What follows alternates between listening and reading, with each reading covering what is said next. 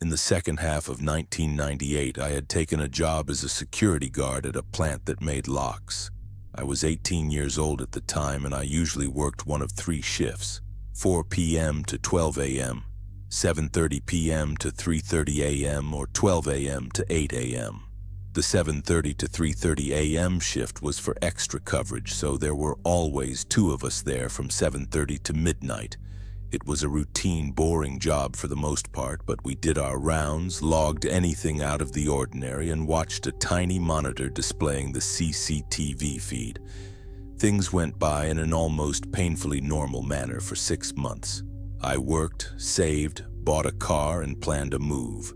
By late March of 1999, I served my notice and prepared to head cross-country. A new hire was brought in to fill my spot, a soft-spoken man named Calvin.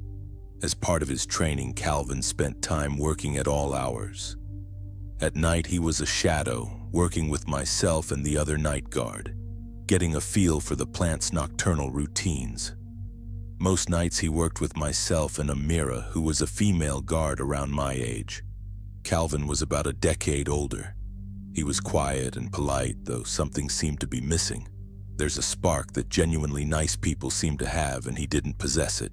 Whenever he went on rounds with me, he'd ask questions about the job and make small talk. I noticed that he was a little odd, laughing at odd times and changing his tone mid-sentence. At the time, I chalked it up to him being awkward, but that wouldn't last. One night near the end of his first week, he went on rounds with Amira. When they returned to the office, I knew something was wrong. She was normally talkative, but this time she would barely say a word. Not sure what had happened, so I waited until Calvin went to the restroom to ask. That's when she explained everything. During their trip, everything had been normal until they reached the brass mill, which was a portion of the plant that shut down at 6 p.m. There were usually no employees there after that time and no lights. They were making their way to a checkpoint on a landing atop a flight of stairs when the mood shifted. She told me that she turned around only to find that he was right on her. Startled, she backed against the grating at the end of the landing, and he leaned in towards her with his face nearly touching hers. He flirted in a low voice, and when she mentioned his wedding band, he said it would be over soon. From then on, I did the rounds, taking Calvin with me each time. The night ended without further incident, and I left a note for our supervisor detailing what had occurred. The next night came and went with no Calvin. I did the rounds while Amira stayed in the locked office. Same thing the night after. Then on my second to last shift, I come in to find her freaking out. She found out why Calvin hadn't been at work. It turns out he had been arrested for murdering his wife. She had been dismembered and burned, and parts of her body were placed in a pond less than a mile from where we worked. That night and the next, Amira called the jail just to make sure that they were still holding him. Based on the time frame, he had killed his wife months before he started the job. Calvin reported his wife missing that last August. 3 months later, in November, her skeletal remains surfaced in a pond just north of Rocky Mount. It would take investigators another 8 months before they had enough to charge him with murder. After 29-year-old Viola vanished, detectives uncovered evidence inside the mobile home she shared with Calvin. Signs of a violent crime were found within those walls. Investigators believed that in an effort to erase what he had done, Calvin tried to burn his wife's body. When that failed, he mutilated her remains, cutting them into pieces before disposing of them. From the very beginning of the investigation, authorities admitted that Calvin had been a prime suspect. Calvin Lee Brinkley was charged with first-degree murder in the death of his wife, Viola Brinkley, and was held without bond in the Halifax County Jail. I was 19 years old, staying late in the college darkroom to finish developing film for my photography class. The photography building itself was once a tobacco warehouse that sat like a hulking relic near lonely railroad tracks in a forgotten corner of campus. Its creaking frame and shadowed halls always felt creepy after dark. By the time I wrapped up, it was close to midnight. I stepped out into the deserted night, nerves prickling. Several of the parking lot's streetlights were out, and the few that still worked only sputtered with a weak, flickering glow. Their light did nothing to comfort me as I made my way towards my car. That's when I heard someone approaching me. It was the sound of feet scraping against asphalt. Then a voice called out, "Hey, can you do me a favor?" I instantly jumped, fumbling my keys to the ground. He quickly mumbled an apology for startling me. When I looked up, I saw a man wearing a jogging suit with a limp in his step. I then asked him, "What do you need?" "I think I sprained my ankle. Could you take me to the ER?" The university hospital was only a short drive down the road. I stood there frozen with various thoughts going through my head. He looked pleasant enough and he did seem to be in pain. But then the thought hit me hard, as I'd just finished reading about Ted Bundy and how he tricked women by faking injuries. When they leaned over to put his stuff in the passenger seat of his VW Bug, he knocked them unconscious with a crowbar and stuffed them inside. That memory flashed through my head as I studied him. Another thought followed fast as I thought, who in their right mind jogs out here in this creepy, empty part of town? "I'm sorry, I can't do that, but I could call someone for you. There's a phone in the photography building." "There's nobody to call. I just moved here and I don't really know anybody. Can't you just drive me? It's right down Limestone Avenue." He leaned against a car, grimacing, rubbing at his ankle. "I'll call you an ambulance." "No, I can't afford that. I don't have health insurance. Can you just drive me? I'll pay you $20. Something in his tone flipped a switch inside me. The words were polite enough, but the way he said them was just off. His voice carried an urgency that didn't match the request. It crawled under my skin and hit the panic button hard. Silence hung for a moment, and then I told him, "I can't help you, I'm leaving." I slid my keys between my fingers the way my mom had taught me, ready to use them as a weapon if he lunged. My eyes stayed locked on him as I power-walked the last few feet to my car. He just watched, leaning against the car, face blank as I started the engine and pulled away. Once I was back on the main roads of campus, music playing, the fear began to drain away. Guilt crept in instead. Maybe he really was hurt. Maybe I'd just abandoned someone who needed help. But deep down, I knew I'd done exactly what my parents would have wanted. I was almost to my dorm's parking lot when I remembered I needed to grab groceries for breakfast. So I turned back in the direction I came. What I saw made a huge pit in my stomach. There he was, the man in the jogging suit running easily down the sidewalk. His ankle was suddenly perfectly fine. Later that summer, 2 students were attacked near those same railroad tracks. The girl lived, but unfortunately her boyfriend didn't. Police called the man responsible the railroad killer, who was a serial murderer who claimed dozens of victims across multiple states, most of them near train tracks. Years later, when his mugshot appeared on TV, the picture broke me out in the same icy sweat I felt when I saw that guy running down the street. That same icy sweat I'd felt in that parking lot returned full force. I can't say with absolute certainty it was him, but my gut has never let go of the truth. That night I walked away from a serial killer. So this is the story of the time I had a close encounter with a serial killer. I was 20 years old at the time, and I had gotten my driver's license that January, and suddenly the world felt wide open. Driving meant freedom, and I took full advantage of it, heading out on countless solo road trips to visit friends scattered across New England and the mid-Atlantic states. At the time, I looked a lot younger than I actually was, and people often mistook me for a high school student well into my early 20s. On a random July day, I was cruising down I-78, headed to southern Pennsylvania for a long weekend with a friend. Her parents were out of town, and we had the place to ourselves. The plan was simple: drink, hot tub, watch Planet Earth drunk, and maybe run through cornfields at night like reckless kids. I was buzzing with excitement. The drive was smooth, the day was gorgeous, and my music was blasting. It was the perfect road trip mood. Not long after crossing the border from New Jersey into Pennsylvania, I pulled into one of the first rest stops to grab gas and snacks for the last leg of my trip. I've never been able to pinpoint exactly which rest stop it was, but I remember the layout clearly. It was a gas station with a big mini-mart, the I-78 westbound on-ramp across the way, and a dirt road running parallel to that ramp. These details would become disturbingly important later. As I headed toward the store, a man approached me. He looked like he was in his late 30s or early 40s.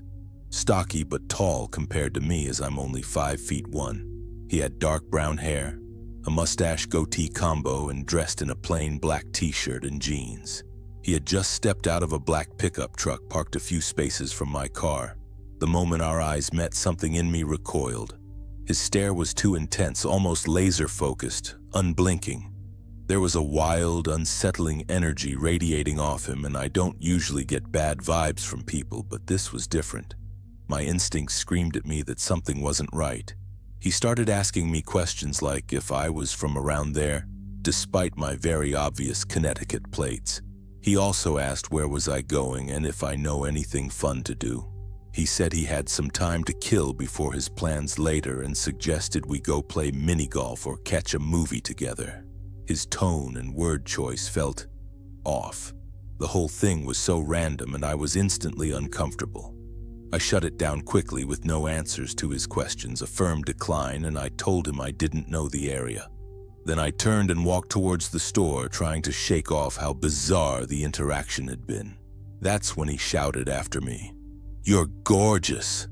His voice boomed across the parking lot, so loud and aggressive that it startled a family walking out of the store. The hairs on the back of my neck stood straight up. I didn't look back. I just hurried inside. But he followed me. Within minutes, he was in the store, staring at me. My skin crawled. I ducked into the bathroom, locked myself in, and stayed there for at least 10 minutes, texting my friend about the creep outside. When I finally came out, he was gone. Relieved, I wandered the aisles, grabbed my road trip staples, which was a Dower Breed crawlers and trail mix, paid for it, and walked out. His truck was gone too. I felt a wave of relief and focused on getting gas and hitting the road. With my car fueled, I pulled toward the on-ramp back to I-78. That's when I heard honking, persistent and loud. I glanced over and froze. There he was, parked on that dirt road parallel to the ramp, facing the gas station.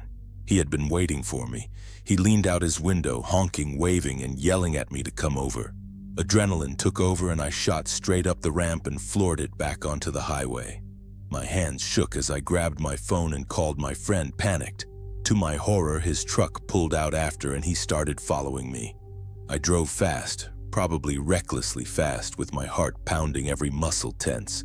I kept weaving through traffic, desperate to lose him. After a few exits, he finally pulled off. Relief washed over me, but the fear lingered. My friend and I had already made a backup plan. If I saw his truck near her town, she would guide me straight to a police station instead of leading him to her house. Thankfully, I never saw him again. I did eventually make it safely to my friends, but the last couple of hours of that drive were nerve-wracking. Every glance in the rearview mirror, expecting to see that black pickup again. By the time I arrived, my nerves were frayed, though we still managed to have a fun weekend. Over the years, I pushed the encounter to the back of my mind. Creepy, yes, but I survived. Then, years later in 2014, I was telling the story to another friend who's fascinated by true crime. Half joking, I said maybe I had crossed paths with a serial killer.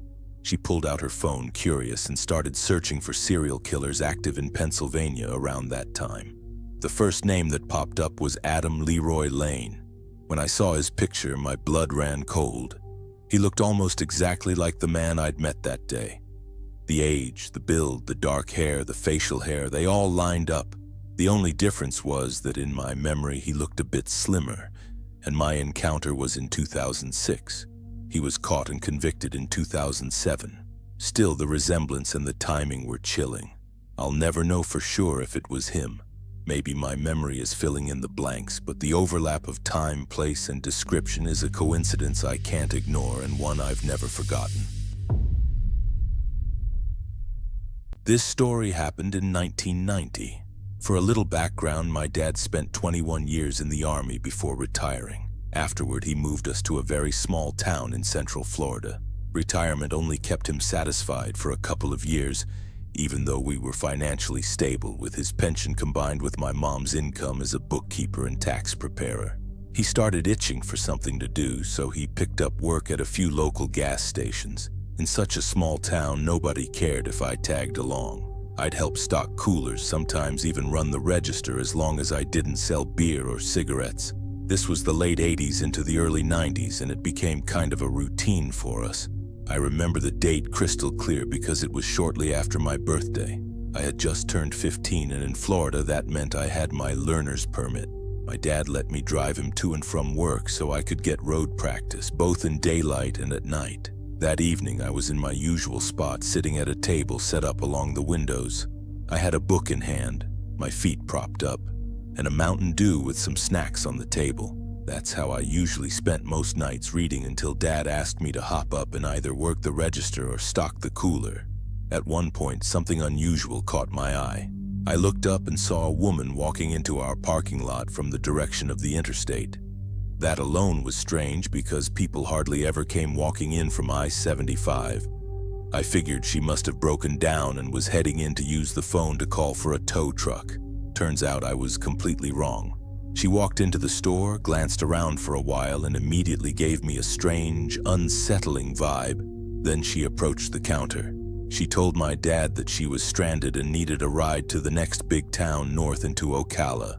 My dad shook his head and told her he couldn't take her as he was working and there was no way he could leave. That's when she turned and looked right at me. While her eyes were on me, my dad caught mine and gave me a quick, subtle shake of the head, which was his way of saying, "Don't do it." At first I was confused. Then she turned back to him and pointed at me, asking if I could drive her. My dad answered firmly that I only had a learner's permit and couldn't legally drive her up there and then drive back. Truth be told, I probably would have done it anyway, as I had already driven illegally a few times. But my dad's response was so out of character. Normally, he was friendly and chatty with customers, but with her, he was abrupt, even dismissive. Later, I realized it was because he'd had a bad feeling about her from the moment she came walking up the driveway. She didn't take it well, so she started cursing him out for a minute, and he finally told her to leave. She stormed toward the door and slammed it so hard I thought the glass might shatter and stalked off down the driveway. I kept watching her until she made her way back up to the interstate and disappeared onto the northbound on-ramp. Almost a year passed, and it was just before my 16th birthday. I was in my bedroom when I suddenly heard my dad yell from the living room, "Son, get your ass in here and look at this." I bolted out and found him pointing at the TV. On the screen was a mugshot of a woman, and I instantly recognized her. It was the same woman who had stood in our store asking me for a ride. Her name was Aileen Warnos, and it turns out that she was the serial killer who had murdered several men in Florida before being caught, convicted, and later executed. To this day, I still have nightmares about what could have happened that night and how close I came to being her next victim.